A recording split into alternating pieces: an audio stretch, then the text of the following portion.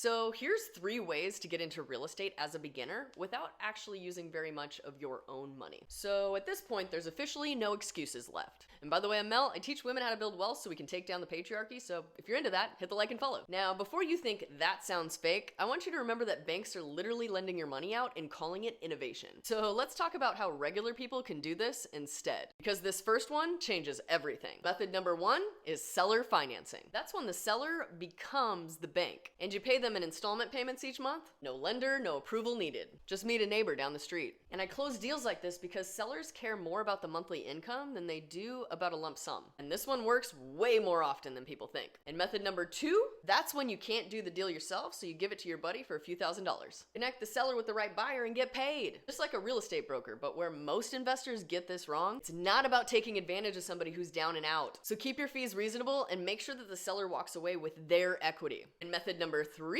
is called a lease with an option to buy. This is how you get your rent to go towards a future purchase. This is how you control the asset while working on getting your pre-approval or finding money another way. Control first, ownership second, that's the rule. And these aren't loopholes. These are just strategies that people with access have been using forever. So if you're done waiting for permission and you want to learn how to do this step by step, then swipe the bio and jump on a free strategy call with somebody from my team and we'll teach you the next best step. Swipe the bio and let's connect, because the system already has enough excuses. You don't need another one.